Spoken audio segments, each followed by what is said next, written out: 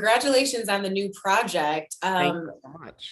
Yeah, of course. It's such a fascinating story. I mean, Ted Bundy in general is a man who has fascinated the public for so many years. Yeah. And even though we've certainly seen different retellings of this story, I'm very curious as to how this one will be different because you guys have some really special perspective and insight when it comes to telling the story, right?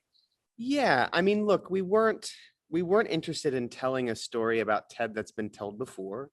And I think so much of the attention that he typically gets focuses on the sort of I don't know, the more glamorous aspects of him and his personality and his his charisma.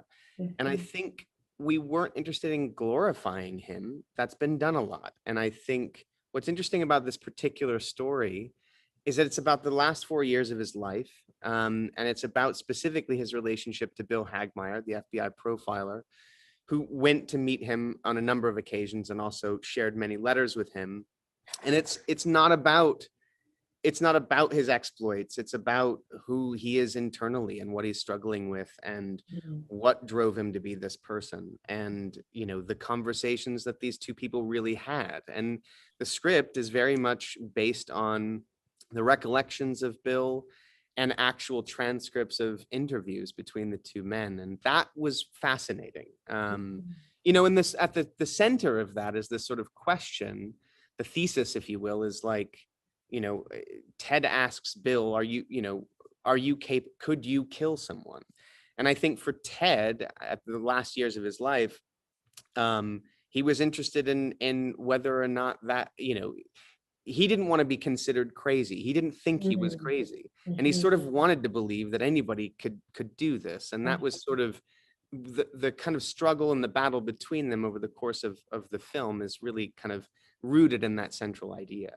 Yeah, you have those transcripts that you're able to dig into. You talk about the back and forth between these two guys. Yeah. Um, Oddly enough, bizarrely enough, I'm not sure quite which word I want to use there, but Bundy actually referred to Bill as his best friend in those It final years. did. What did you make of the relationship between Bill Hagmaier, who obviously you play, and Ted Bundy in those final years? Well, look, I think Bill's perspective and Ted's perspective on that relationship were a little different. Yeah.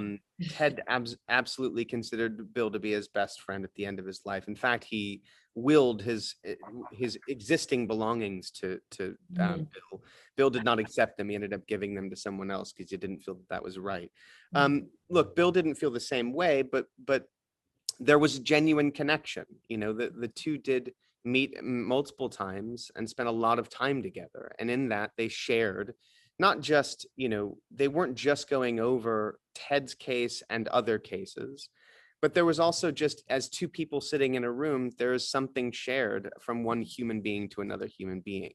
And I think for Bill, well, for Ted specifically, what separated him, and I think why he considered Bill to be his best friend, is that there was no agenda. He knew that Bill wasn't going to take everything that they had said and write a book and make money off and profit off of Ted's life.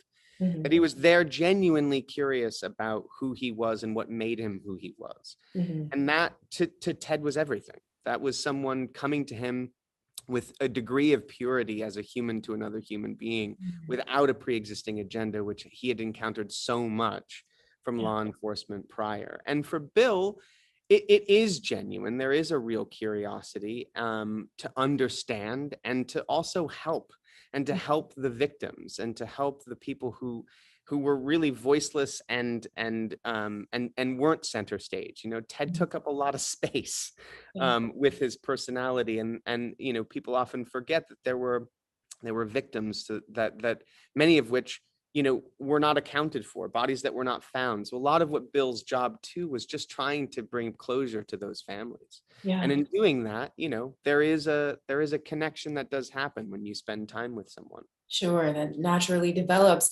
Were you able to meet with Bill beforehand? What sort of preparations did you do to sort of get into the mind of this man? Well, I mean, the unfortunate aspect of shooting in a pandemic is that we weren't traveling. Mhm. Um, you know, the previous plan, of course, was to travel east and spend time with Bill, which I would Mhm. have loved to have done. Yeah. So he couldn't visit us. We couldn't visit him. So that was Zoom? no Zoom, but I did speak to him on the phone. Okay. And he really did avail ourselves himself, not just to me, but to the entire production. He was incredibly giving of information to Amber at at a moment's notice in regards to any detail that she needed. And same with me and for Luke, who played Ted as well. Mhm. He's a lovely man. I really enjoyed speaking to him, and it was one of those things that at the end of our conversation, I felt, and I know that Amber feels the same way. You just want to keep talking to him. He's Mhm. such a lovely man. He almost feels like a grandfather. His Mhm. experience, way beyond what his time with Ted was, is really extraordinary in the FBI. And so it's just a person that I'm grateful to have had the time with him. It was incredibly valuable in bringing him to life, which I certainly felt that Yeah. responsibility for. Yeah. But he also is just a lovely human being that was so generous with his time, and I hope he loves the movie. Yeah. Yeah. Was there any one question that you wanted to ask him more than anything else? Anything you felt you needed to know or understand before filming, or even while? Um, it's funny. I think it was the small details that I was interested in. The larger questions were apparent to me, and I certainly asked him those things. Mhm. What was it like to, did you consider yourself a friend to him, to Ted? What was it like to be in his space? But it was small details like, was there a degree of anxiety the moment you walked in to meet him for the first time, knowing what you knew about him, knowing his prior relationship to law enforcement and how manipulative he could be, things like that. Was there any preparation prior to that meeting? What was that preparation? And those tiny details actually were the things that I was most interested in, that were extremely helpful. Yeah. And if you could have met Ted Bundy, what would you have asked him? Hmm. Um, I don't know that I would have asked him anything. Mm. I, I don't know that I would want to meet him. Yeah. And if I did, I feel like I know enough about him. Look, I think Ted was extremely troubled and clearly a psychopath, and a narcissist. And I don't know. I don't know that there's any question that I would be able to ask him that would elicit a response that would feel like new information. Yeah. Do you know what I mean? Yeah. He did horrible things because he wanted to do them, because he had a compulsion to do them, and Yeah. that's the end of the story. Yeah.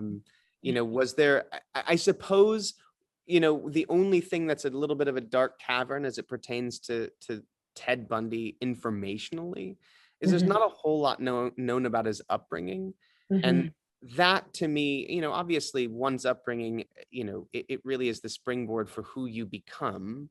And so I think that is a little foggy, and I think I would be Yeah. interested to know more about that maybe. Okay.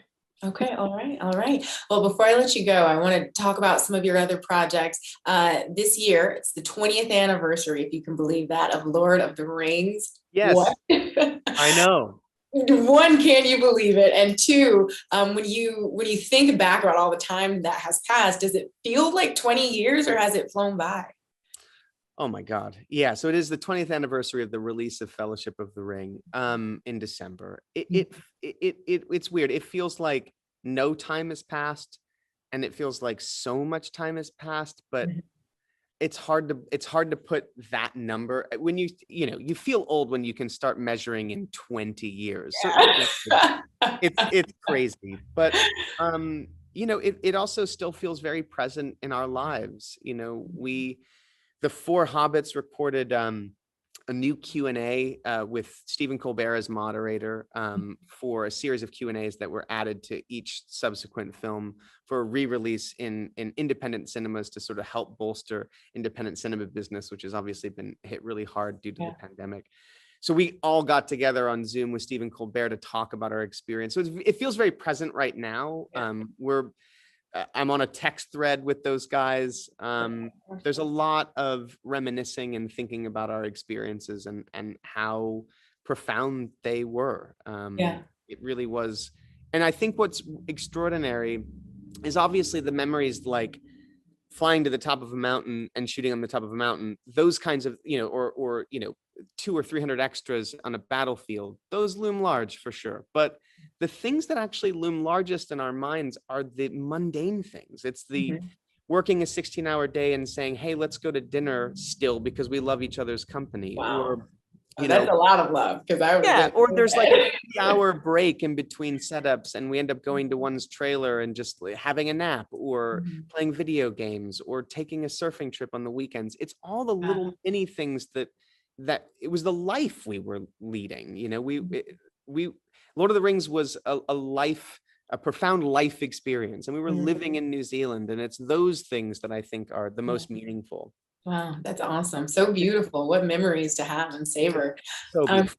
yeah, you also starred alongside Macaulay Culkin in The Good Son. Yeah, yeah. Yes, so I'm curious to know, at the time, you two were like the it kids of Hollywood. What memories do you have from that time in your life, really, and also maybe even the movie?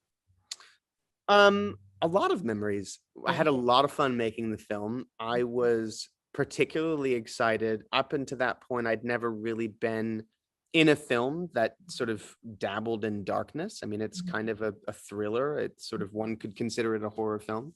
So that Mhm. was really fun for me because I liked those kinds of movies. Getting a chance to work with Macaulay was really fun, and Mhm. we had a blast making it. I mean, I remember in between setups, because we shot it in Massachusetts and there was a sort of forested area next to the main house we were filming in, and we'd run around in between setups with like, playing war with, sticks and pine cones. I remember we went to the production, or somebody arranged for us to all go to like this haunted house experience that we all did together. It was just, we were kids having Yeah. a blast in between setups and then enjoying the process of making the film. So it's Yeah. really fond memories actually of that experience.